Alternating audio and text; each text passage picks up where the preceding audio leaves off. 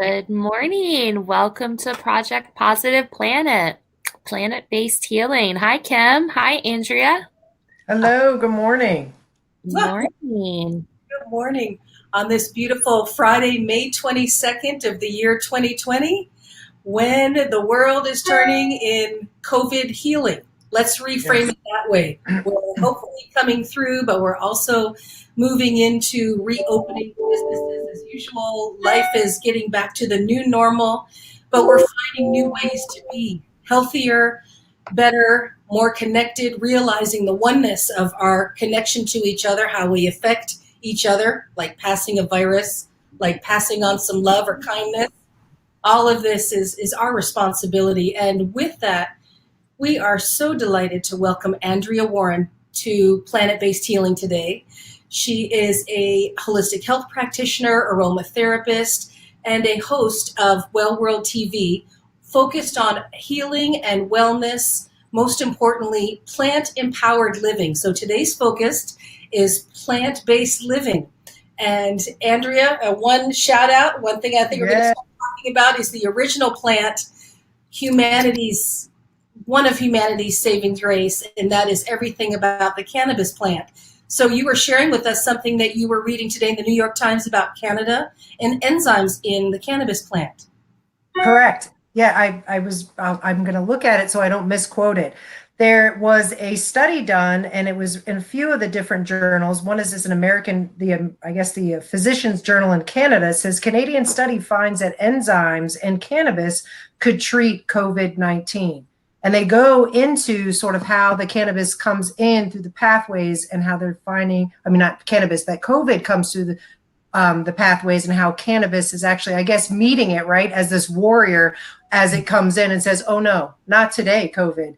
And it's just fascinating to see that we are finding, as we already know, right, the three of us and probably many of the people here, the power of plants. So it's just great that the world is hearing that as well. The world is hearing this. May we keep on listening. May we remember. May we forge ahead and make these positive changes. One reference, and Stephanie, you may remember last week, Kira Reed, when she joined us, she is leading in the space of cannabis and most importantly, women in the space, building community about women in cannabis. Do you remember Kira mentioning that when it hits the press, that CBD in cannabis will help our immune system? Get ready and stock up because it's possible it will not be on the shelves. So supply, demand, supply, demand. And also another point about supply demand, and then I'll hand it over to you in our conversation. And we also have a poll today. So everybody, thank you for joining us. Let's chat about how we're all connected and we're getting that. We're on a healing path, hopefully an evolutionary path, fast track, world is changing. But what about the fact of realizing the freshness of food, the importance of those enzymes in food, the live elements of food compared to eating meat? What's happening in meat packing in the United States just within these past couple weeks? It's a processed product versus a fresh product. We're finding that in the limited number of meat packing, literally meat packing facilities within our country of the US, there's only 5 facilities, I believe. Most of them are owned by one major corporation. The staff are working elbow to elbow, long shifts, and the virus is spreading into the food and into their lives and into their working environment. Never been a better time to eat fresh. Andrea, over to you. Okay. Oh, that's a great segue. I have to be honest, it sounds terrible to say this, but I think it's great that these things are happening in the sense, and I think that's how I look at everything, right? I look at it with this is a flip the switch, and that maybe this is happening because there is this movement of eating more plant-based diets and people understanding that healthy, fresh food. And when you talk about enzymes, and we talk about where we are right now too, that gut mind health too, which we're hearing so much more about. And that idea of those healthy enzymes in our gut, which right now more than ever, our minds need to be focused, relaxed, healthy. We're in these isolation, so maybe some of us are dealing with some depression or some anxiety. But these enzymes and these healthy probiotics from plants help mitigate that. Okay. And that is what people, I'm hoping, get to know. And also when we're talking about the factory farming and the food supply chain, I jokingly said to you yesterday, I'm not one of those angry vegans. My goal is to educate people into, because to be honest with you, I'm not 100% vegan. My daughter's 100% vegan. I'm getting there slowly. But I do realize when I started this journey, I felt my body, my mind, my skin. I mean, I turned 50 in March and I've never felt better. So it's not just about, and again, I have a very love for animals. I work with major medical fosters. So for me as an empath, that animal human connection is so important. So there's just so many layers of why it's important, even if you can't do it 100%. And that's why I say I'm not the angry vegan. Even if you can incorporate plants 60% of the time into your daily food, and it's easy to do. I can go a little bit more into that if you'd like, but I'm gonna go back to you because I'll talk about this all day long. You're here to talk about this with us all the way from Austin, Texas, y'all. Yes. Yeehaw. I don't sound like I'm from Texas, though. My husband, Carrie, Texas all day long. Love it. Takes me home. We actually have a little poll before we get started. This is a first to launch this. Here it is. Oh, are you all using cannabis? Where'd that come from? I love that. That's a good one. I did. I like that. Stephanie just dropped the bomb right in. She's like, boom, we're just going to start the show off right. I love you. Oh, my goodness. Brave, beautiful, and we have to be honest. No more beating around the bush. Who's using plant medicine?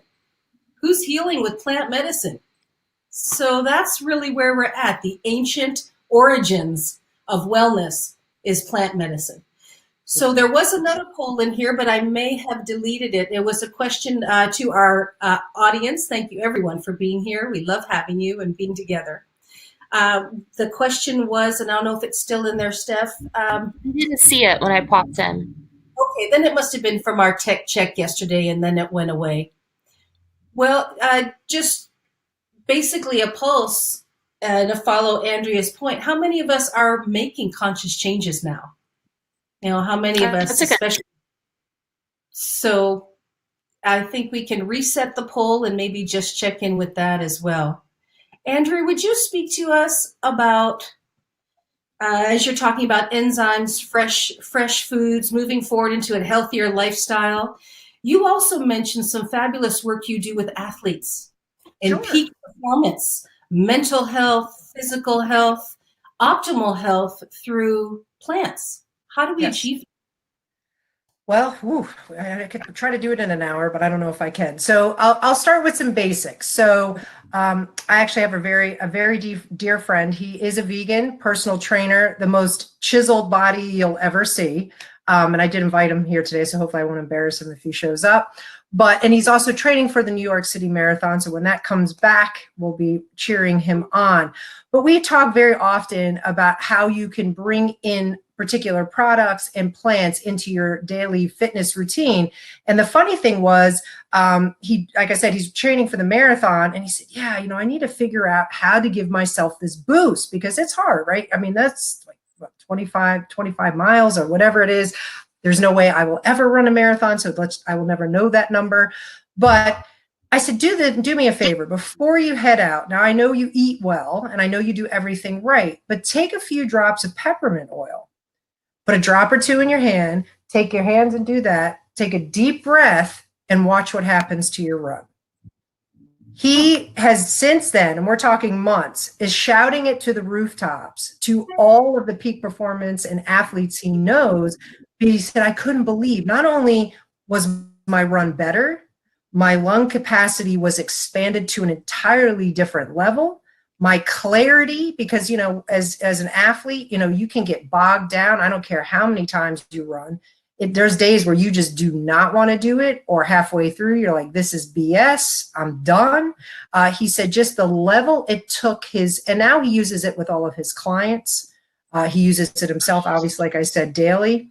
When we're talking recovery, plants are excellent for recovery. I have fallen in love with mushrooms. You and I talked a little bit about that yesterday. The shaga mushroom to me is a gift from the gods, because just what it does when it comes to inflammation, recovery, the immune system, we're talking blood pressure, all of that.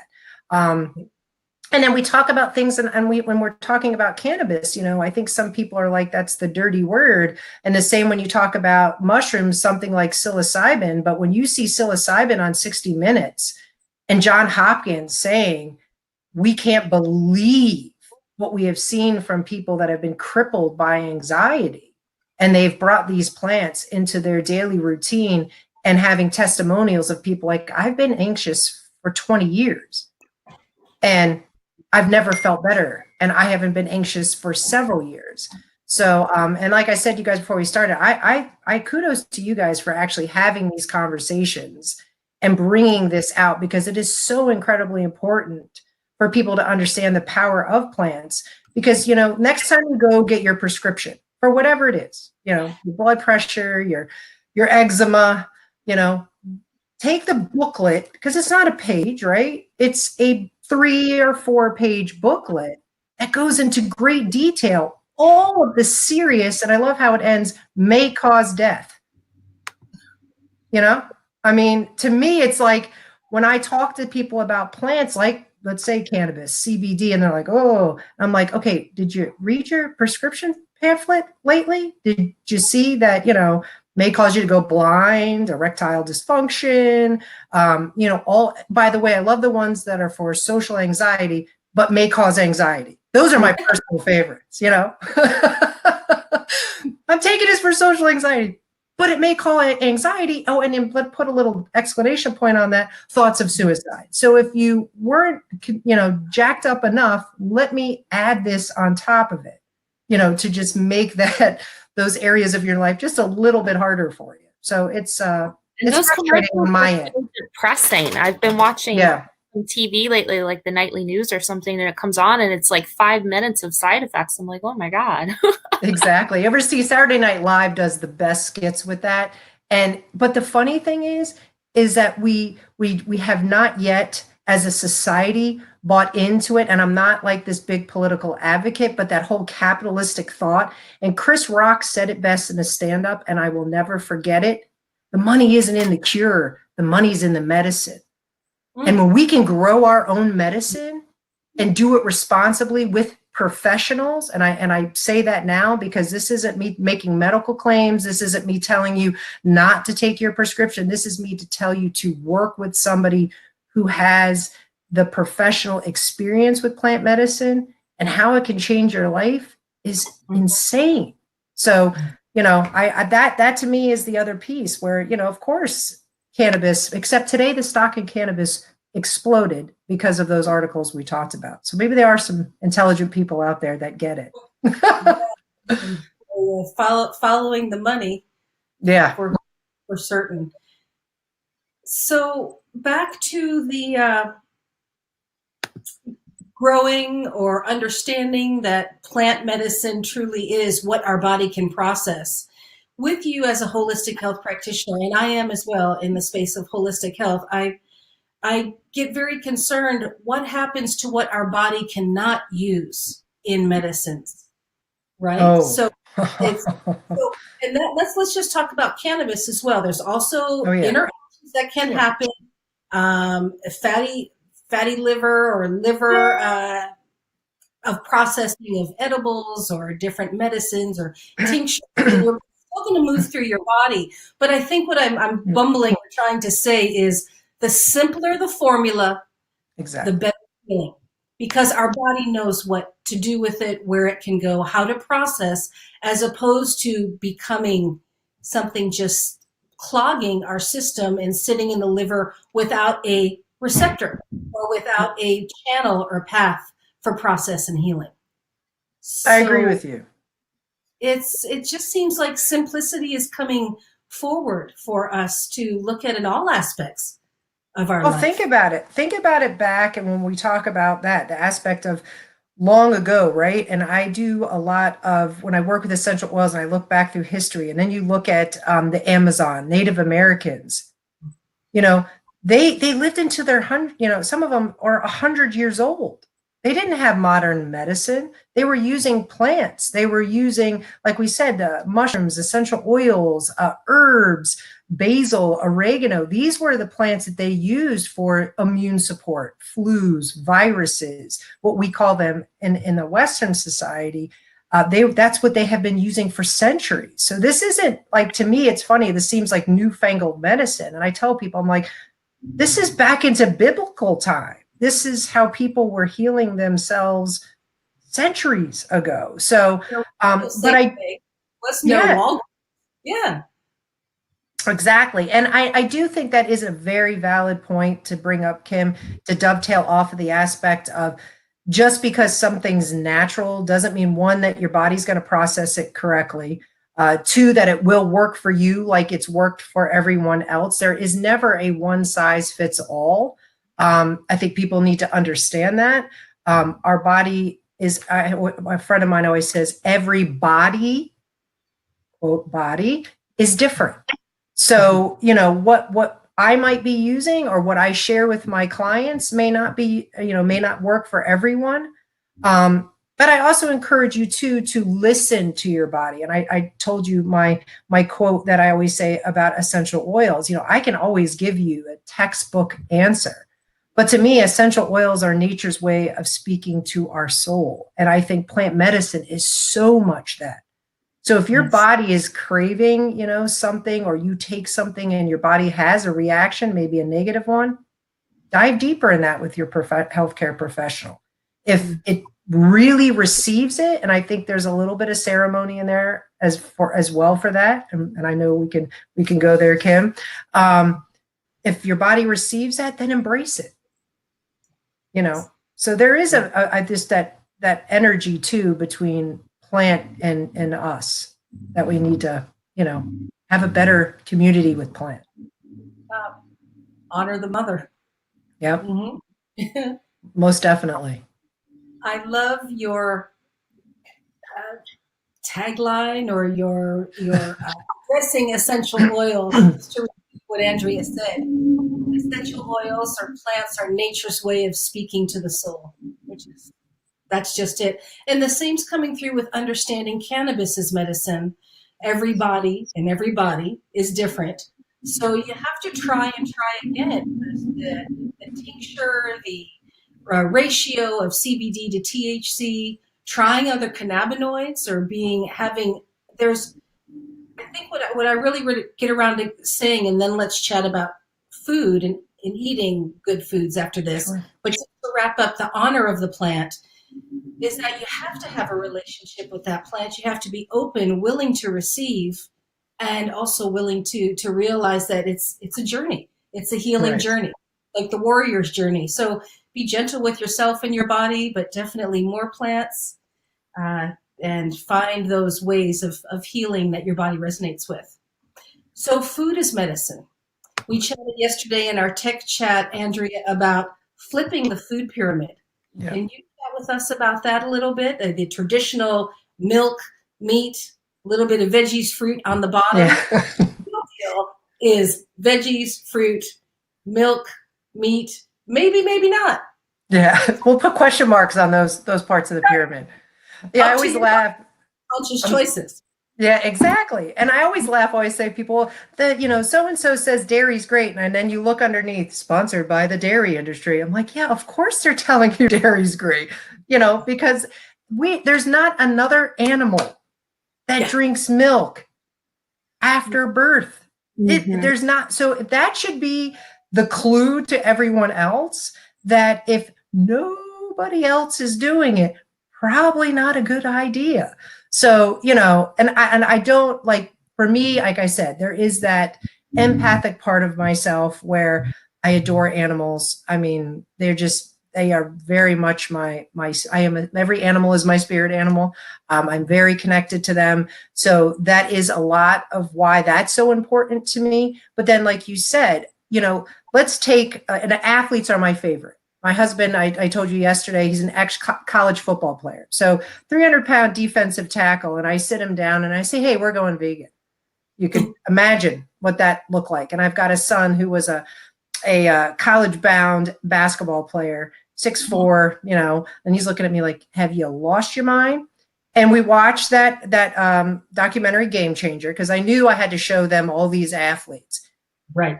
Which is a great documentary. I really do support. And if Arnold Schwarzenegger is vegan, hello, people, have you looked at him? So that's a pretty good idea of you can put on mass and look amazing just eating plants. But I took a 16-ounce steak and I took a can of organic garbanzo beans. And I said, okay, guys, you tell me what has more protein. Well, of course, our natural, which we've been told, oh, it's the steak, hands down. Come on, it's the meat. We're not going to talk about all the stuff they pump in the meat, too, by the way, that when you talked about, Kim, that gets stored in the body. People wonder why they have all these toxins and heavy metals. I'm like, yeah, it's because what you're putting in your mouth. I said, no, it's funny. That 16-ounce steak has 7 grams of protein. But that can of 16-ounce garbanzo bean has 70 grams of protein. And the facial expression was like, boa. You can get almost too much protein. Like right there, that's a prime example. If I eat a can of garbanzo beans or chickpeas, whatever you call them, I'm getting 70 grams of protein. And guess what? I don't feel slow. Meat, as we all know, as we process it, is the great giver of gas. And it's not funny, but it's true, because the body struggles so much to process it. It causes so many other issues. And again, it's not that I'm saying if you want to incorporate meats, if you do choose to do that, and I think, we had talked about that as well, do it responsibly. When you make these food choices, purchase from people who are doing it right. Even your plants, if you can use your local farmer or your farmer's market, I'm gonna let you take that, Kim, because I know you've got something right there. I saw you're like gearing up, like, I'm gonna take it. I'm gonna go. But I mean, that's truth, right? It's not just about making conscious choices and flipping that pyramid and starting our day with a really good plant-based breakfast. I mean, I have a plant-based shake that's loaded with antioxidants. These are the things that we want to keep our body, enzymes, a natural probiotic. My dogs, people say, what? I have an Amstaff. I mean, my dog is a beast. If you follow me, my dog is a beast. I mean, she is ripped diesel, scares the hell out of people, but the biggest lover on the planet. But she eats almost 90% plant-based. How do you do that? Are you cooking her food? I do. I do make my dog's food, and my dogs do. And again, it comes back to protein, right? That's the other fallacy in food with animals, right? That there's a documentary called Pet Fooled. I highly recommend it. It'll terrify you if you have pets, but it's information. I always say to everybody, this is information. What you do with it is up to you. But that was I think the misconception with animals. Well, they need all the protein. Well, American Staffordshire Terrier, which people associate her as a pit bull. So if you don't know what an Amstaff is, they are definitely dogs that require a lot more protein than the average dog. So when you do stuff like this, like I have the background, I can go in and do the research and kind of plug in the spots. But again, her getting a can of garbanzo beans or black beans, when then she eats pineapples and apples and strawberries and blueberries and flaxseed and hemp, and they both get CBD. I have a dog that's 17, people, and she runs around my backyard. She had cataracts 2 years ago. Went to the vet. The vet said to me this last time, I always have to look at how old she is. And by the way, where did the cataracts go? Right. So, I'm not, this is my experience. This isn't everybody's, but it just, It sounds as if food can offer us healing and repair. What you're saying with your animals and where did the cataracts go and this healthy 17 years young, does our body respond and heal when we have such a nourishing plant-based fresh diet in these alternative protein sources to the meat we've been taught to eat? Can you speak to us on maybe how we could make some hacks, some tips and tricks to start getting us more towards delicious plant-based thriving in our diet? Sure. So there's some simple ways. Like the easiest thing when I talk to people is just get rid of dairy. If you can't get rid of cheese, start using coconut milk. And I shared yesterday too that my daughter made her own oat milk. You don't have to go that crazy. Like she's turned into like this vegan person. It's like, I'm going to make it myself. Try to get organic, I would prefer, because there are some question marks about almond milks and coconut milks and those types of milks if they're not organic because of how they're processed. And we don't want to be using things that have maybe chemicals or GMOs in them. We want non-GMO food and dairy, alternative dairy, alternative butter. There are some incredible almond, avocado. Again, choosing organic if you can. There's some really great, and these mom and pop stores, especially now, could really use our support. And I've seen some amazing discounts in those types of stores for these alternative foods. Even cooking, like if you're making a recipe, instead of using eggs, there's a whole chart that you can find online that what do I substitute for eggs? We're looking at applesauce. It doesn't have to be something gross that, you're like, I use flaxseed. Flaxseed really doesn't have a real taste. So instead of using eggs, I use flaxseed, or applesauce is one. There's a lot of alternative yogurts, great plant-based, non-GMO proteins. I mean, like I said, I start my day with a plant-based shake loaded with fruits, vegetables, spinach, kale. I put my essential oils in there, and I go off throughout my day. So it's not as hard to tackle. And I always say start small. When I talk to my people about dieting, everybody wants to lose that 30 pounds in 30 days, but you get such a greater reward to overall healing and balance if you do it where it's comfortable for you, right? How many people fail at diets? New Year's Eve, hey, I'm gonna go. 10 days later, everybody's done because they make it so incredibly hard for themselves. So if you just do it in small ways, and there's so many resources, and I'm sure with you guys as well, what you do, it can make it super easy for people to do it, where it doesn't have to feel so overwhelming. And especially now with just this movement, which excites me, that people are turning to plant-based. It's easier now than ever. Easy, thank goodness. Those sources are out there. It's easier now than ever, and it's almost like it's come out to the forefront. Yeah. As a real possibility and a real lifestyle. Going to restaurants. Golly, what is it? The Impossible Burger now and Burger King. These kinds of things that, there's a line, they go out of stock. That's a good sign. That's a really good sign.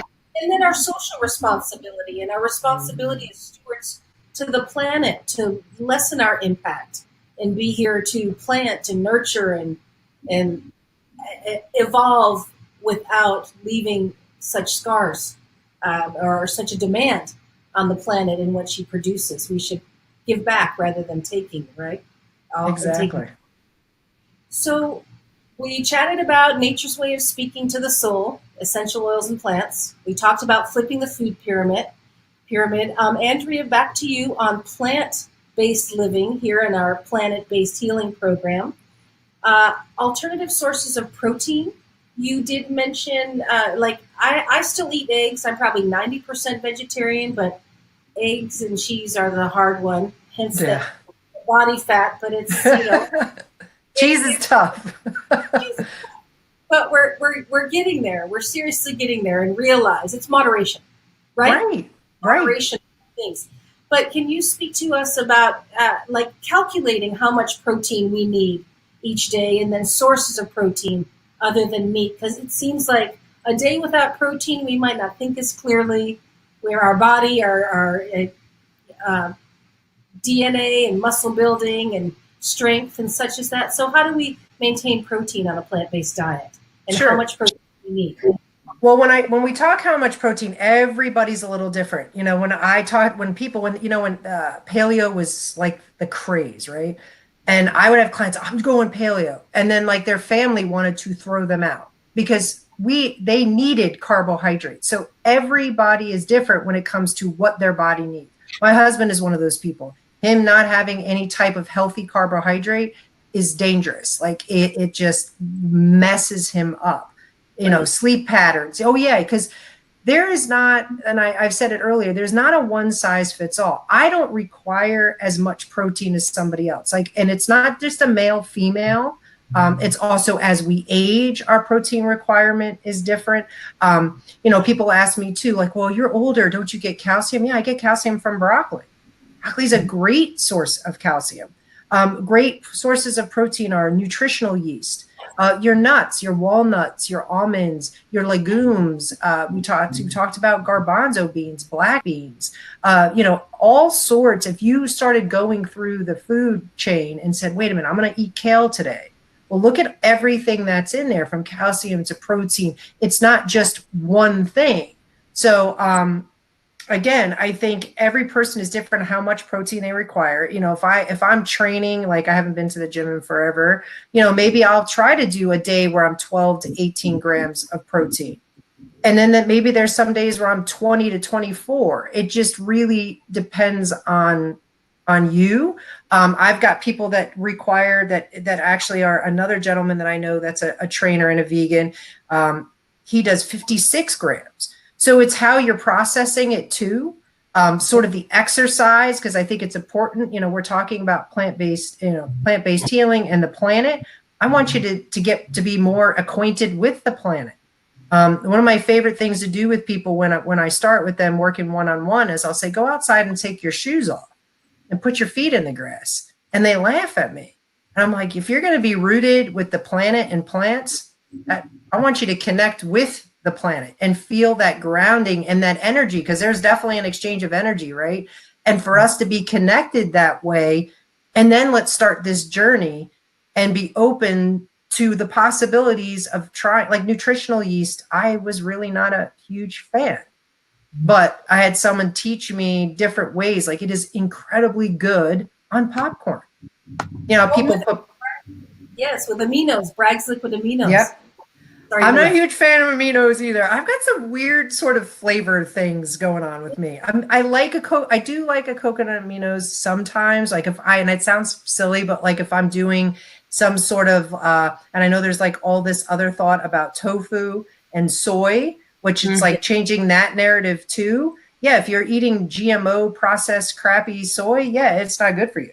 But if you can find an organic non-GMO and you eat it in moderation, as you mentioned before, it's perfectly fine for you. And that's another great way that my dogs have non-GMO tofu. That's part of their diet. And the coolest thing about that is when we bring up the coconut aminos is tofu will grab whatever you soak it in.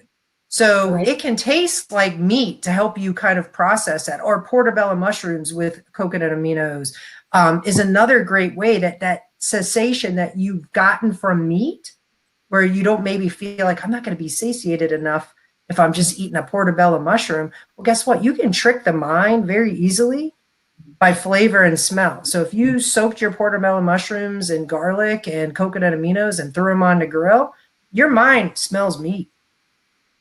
And that memory of what meat tastes like, and that's what's so amazing about our sense of smell, that memory of what that burger on 4th of July when you were 10, and then you pop that burger in your mouth, like, oh, wait a minute.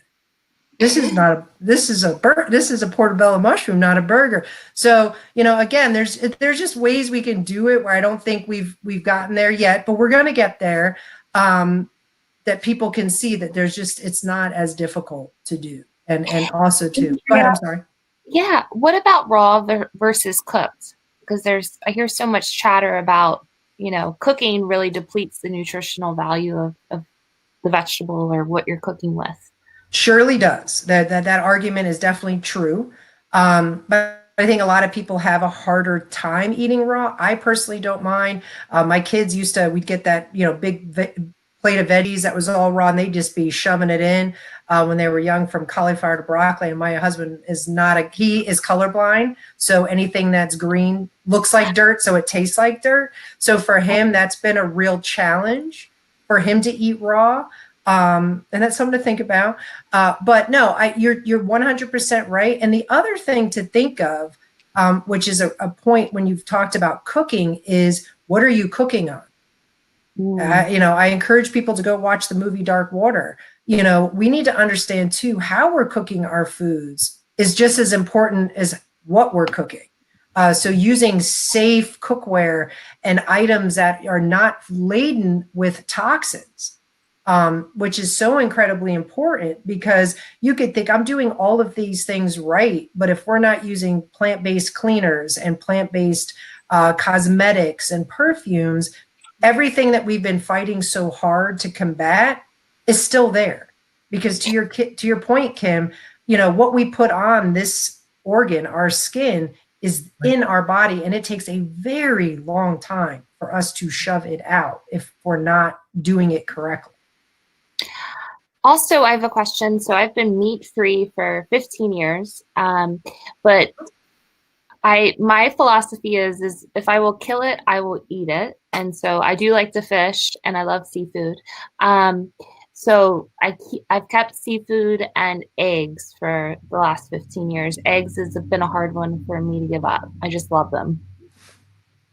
No, that is hard. A lot of people, and okay, so I'm going to tell you how to do some eggs that you may be like, what? What's wrong with it? It's almost like that good fat, bad fat. So it depends. If you're talking to the egg people, that's really good fat.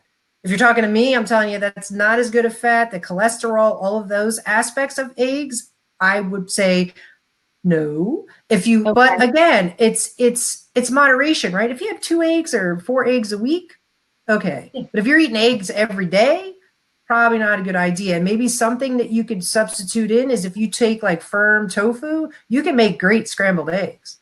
And I've done that. Like, we've done some really good fried rice, and you have, instead of the egg in there, I use tofu. You can't tell the difference. It's the consistency. Again, it comes back to changing your mind, and you literally can change your mind. What your mind thinks it is and what it is, and when it tastes it, you can say, these are eggs.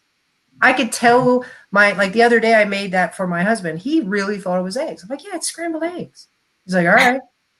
And then after it all done, I'm like, you realize that was tofu, right? He's like, no, it tasted like eggs. I said, because I told you it was eggs.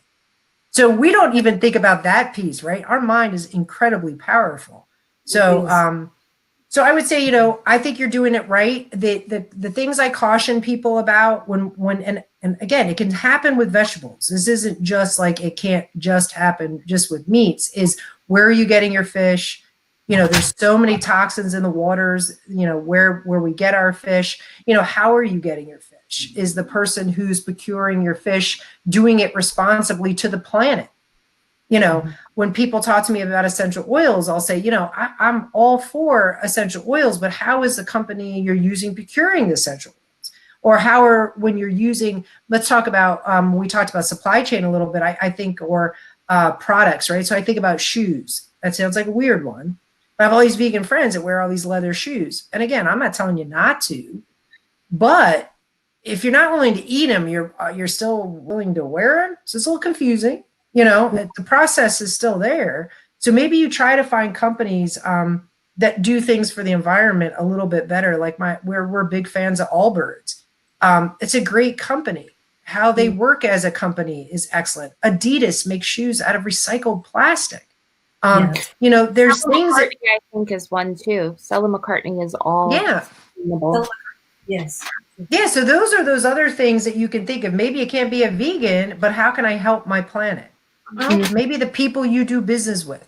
And you mentioned that yesterday, Kim, and you're right. How I use my wallet and who I choose to support really speaks volumes to who I am as a person and how I respect the planet and the people around me.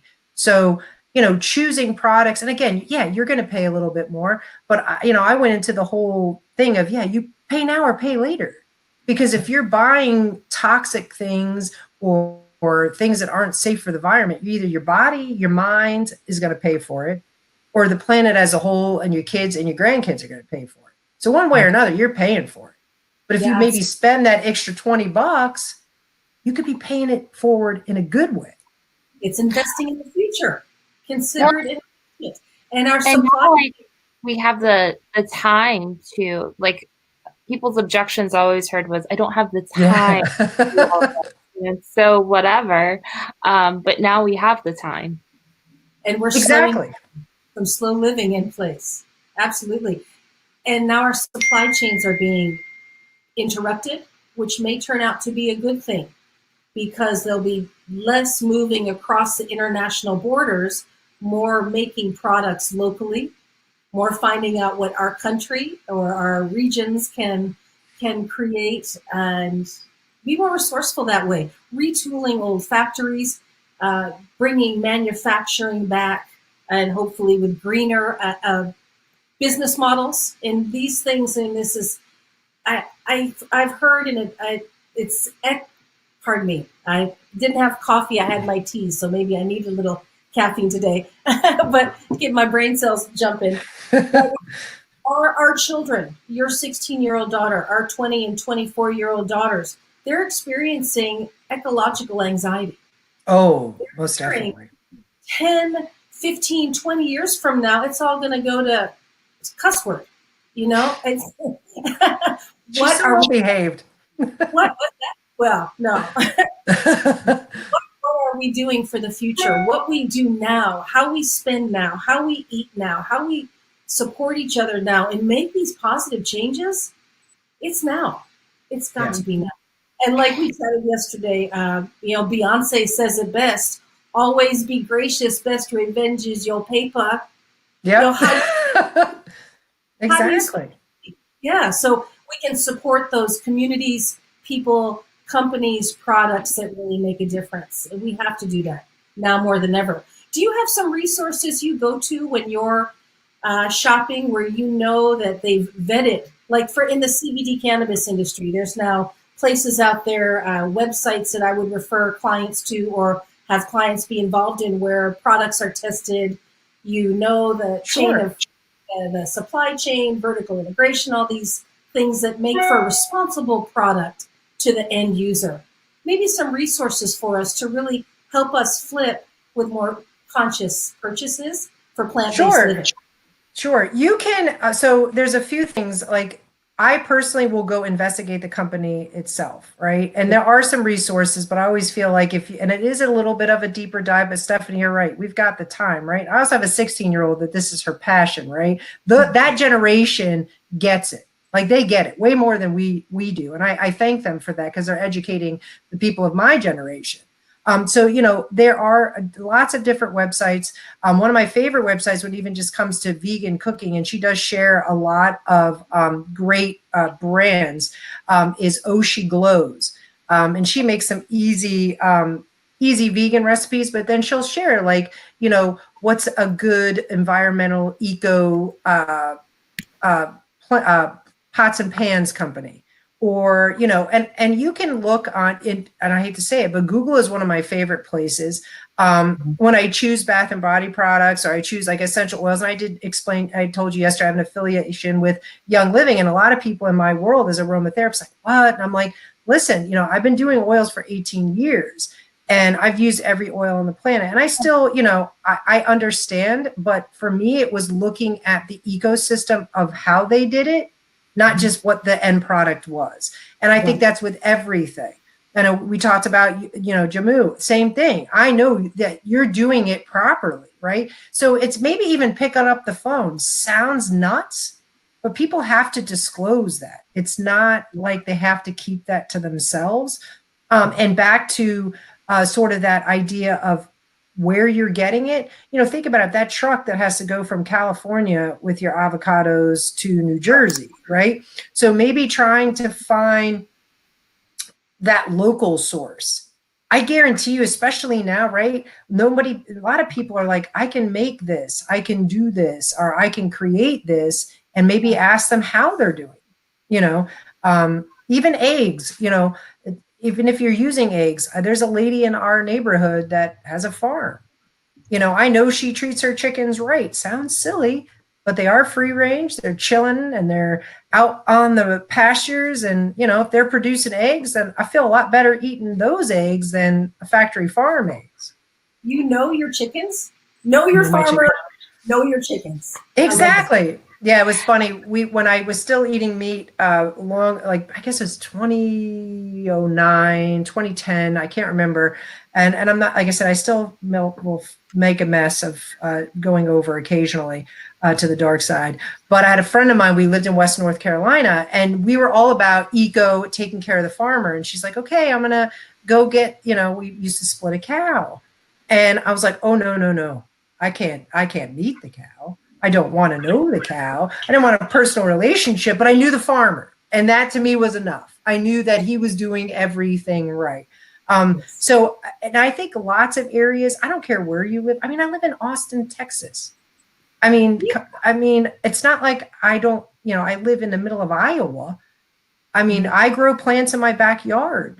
I shared with you yesterday, my daughter made rosemary vegan biscuits. It was all from my yard. She made the milk and we picked the rosemary. I'm not doing my own milling my own flour. That's a little much. I'm not that Little House on the Prairie yet. And I don't know if I ever will be, but again, it's just, I think it's asking questions too, which I think sometimes we're maybe not comfortable asking those questions of people. We know what to ask. Yeah. Good questions to ask so we know the quality of the food or the process. Right. So what things we'd want to know in terms of are you using organic fertilizers or more natural? Are you using, not to drop a brand name, but I'm going to drop a brand name, Monsanto or now Bayer. If that's the pesticide that they're using, just knowing how they're nourishing the crops. But then also the intention. This is kind of woo-woo, but it's out there. No. That's right. Is it for profit or is it for people and planet? So, well, look at the business plan, right? Like, look at their core, who they are as a business. You can't have this shiny object that, I take care of A, B, and C, but everything I may have this nonprofit, but 90% of my other business is just horrific. Like I'm not taking care of my workers. I'm not taking care of the environment. The products I produce are toxic. But hey, by the way, I support cancer for children. Okay, that's great. But I could find 20 other companies that do that, but do all that other 90% as good, if not better. And you want to choose the as better. The as better. That triple bottom line, planet, people, that profit. That's really the way to go for sure. I love that. I apologize. I'm stealing that. What's that? Oh, I said I'm stealing that line. It's consciousness. It's out there. The triple bottom line. It's a business plan. It's a viable way to run a business. Right? I think Richard Branson coined it first. Did he? Good man. Yeah. Very good man. Yeah. I have one more question for you, Andrea. Sure. So when I was in Turks and Caicos, I was like hyper focused on this, and we would have to order everything in advance. So like the hemp seeds, the chia, all the different supplements, and it can be expensive, I think, for people to switch. So what's an affordable way to start, and what kind of couple things would you recommend if people are just starting on this path? Sure. So I have to admit, I cheated. So about 10 years ago, I fell in love with, at that time, he was David Avocado Wolf. He's now since has dropped the avocado. But I fell in love with him and just dove into his books. And he used to have some sources in there, but I know that I'm not like a big fan of our friend Jeff over at the A Word, but he does support a lot of smaller companies that you're not buying factory bought. Things like hemp seed or chia seed. Maca is another one. Add that. And Goto Cola. That is my new favorite herb. I've been using that recently. It is, again, when we're talking immune system, we're talking energy, natural energy, right? I mean, I love my coffee. I'm not going to lie. But even that, who are you getting your coffee from? Yeah. And there's ways that you can go online and buy small quantities. Granted, you get a bigger discount when you get larger quantities. But here's the thing too. It's not for everybody. Like the Gotu Kola, I love it. People in my household, not so much. Same with maca. Maca is a great energy booster. Sort of tastes a little funky. So it's try small amounts just to see. I would say easy things to start with is flaxseed, hemp seed, and chia seed, just because there's really no flavor. And you can add those to your cooking, your oatmeal, your yogurt, your shakes. I even add, like I just did a carrot soup the other day, and I will add flaxseed to thicken it. Even though I add coconut milk because I love it. But you can add it, flaxseed to cook. Everything you cook can also have this amazing health benefits far beyond what the plant even is doing as like I said, making carrot soup. There's all this great things with beta carotene and all the things that carrots do. But now I'm going to throw in some flaxseed and I'm just going to knock it to a whole nother level of what it's doing to my body. And doing to our body, the flax seeds as well as the hemp seeds, the most complete source of essential fatty acid, correct? Yes. And also phenomenal sources of protein. My husband enjoyed a book called Born to Run. And yes. And it's the chia seed. That is their energy food. And they would run and carry the chia seeds and be eating the seeds while they run for this endurance. Think about chia and omega-3s, right? Oh, I have to have fish oil. No, you don't. Have some chia seeds. There's ways to substitute that as well. Chia seeds. Oh, I love that. Soak them too, like soak them overnight, and they make that and that's another. There you go. There's another egg for you too, by the way. Substitute for an egg. Okay. It sounds funky, I know, but you can mill them like into a powder, which you could do with hemp seeds too. If even the flax I get is almost like almost very, very powdery, like a fine powder. And if you just add water and let it sit overnight, that becomes that consistency of an egg. So how do you make your chia pudding? You just soak. I'm sorry to interrupt, Stephanie. I just got to get. Go ahead. No, she was sharing the chia pudding. I was saying, you could soak the chia overnight and then she'd have another egg. So I would love to hear her chia pudding recipe. Yes.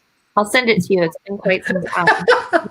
Very diligent. I'm also wondering for those people too that love bread and potatoes. What do you recommend? What's good? What types of bread? What types of potatoes? Or should we not be eating those at all? I'm not against bread. You can make bread. It's the non-GMO organic flours if you're going to use them. I have a friend that used to actually mill her own wheat berry flour. Like I said, I'm not going that far. You can use almond flours, but just again, make sure non-GMO. And potatoes, I have a love-hate for them as well. I think if you're using, I have mine, oddly enough, like I said, I live in a neighborhood. My neighbor grows potatoes. So, and I'm talking like suburban neighborhood, and I get my potatoes from my neighbor and my cauliflower. So, he will hand them over. I always think of that show, the Tim the Tool Man, how they had the weird guy that had over the fence. That's my neighbor. And I just occasionally get some sort of vegetable, or I get a doorbell ring and there's like a batch of carrots at my door. But no, potatoes are good. I'm not a huge fan of like white starchy Idahos.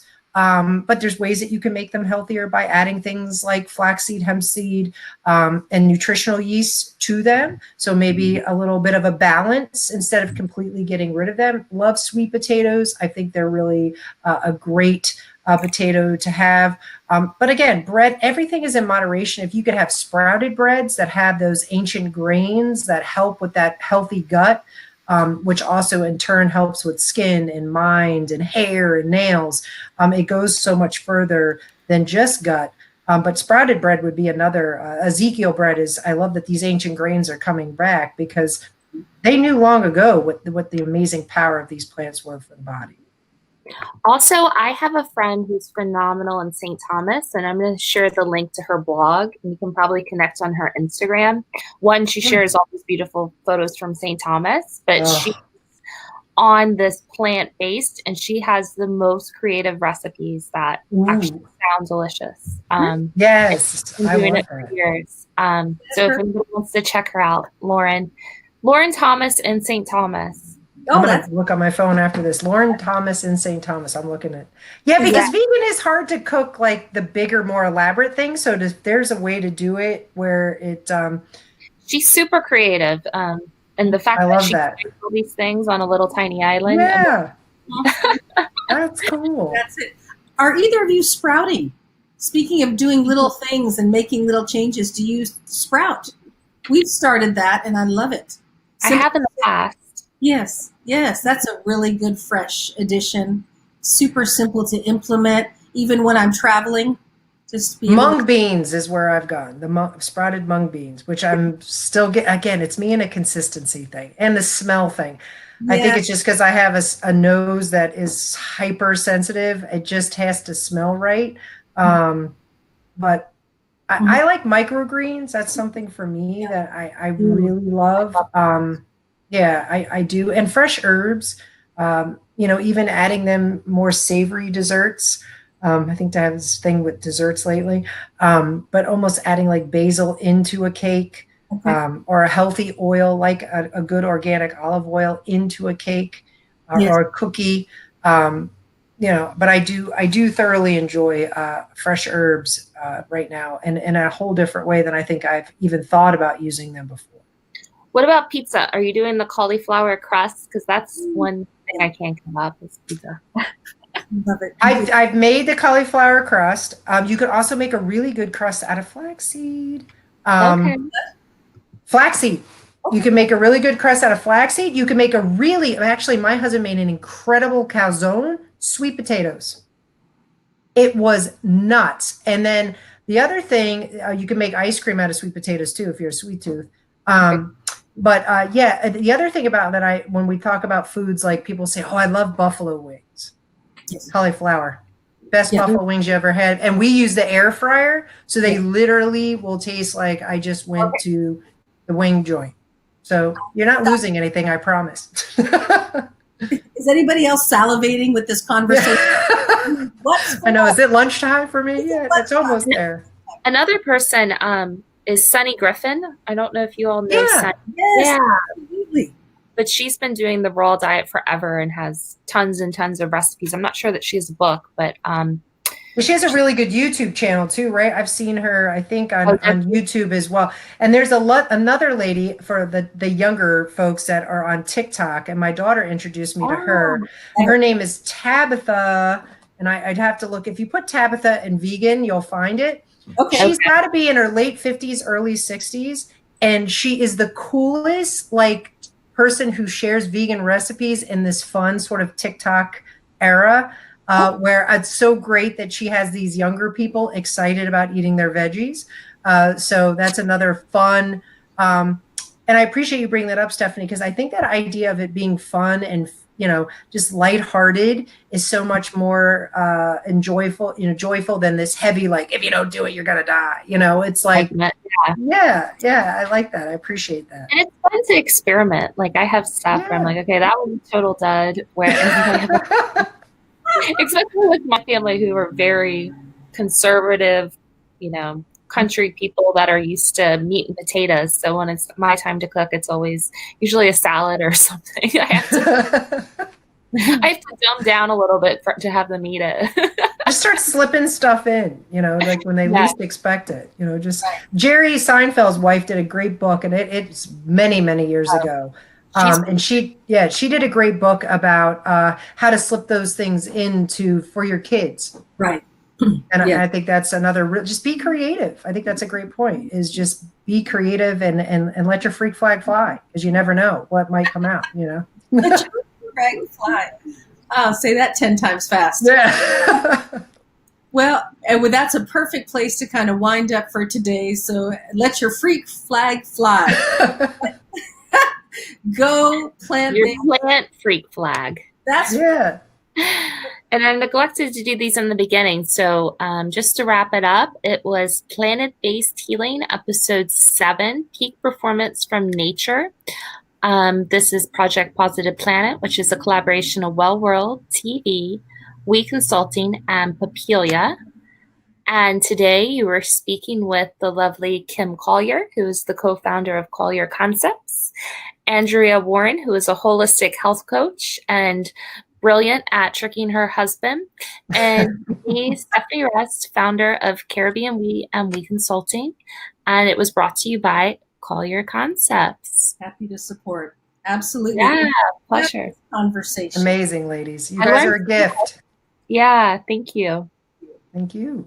It's really good. Well, have a great Memorial weekend, ladies. And You as well. will talk to you soon, I hope. See you next week. Namaste. Take care, Thank you. Bye-bye.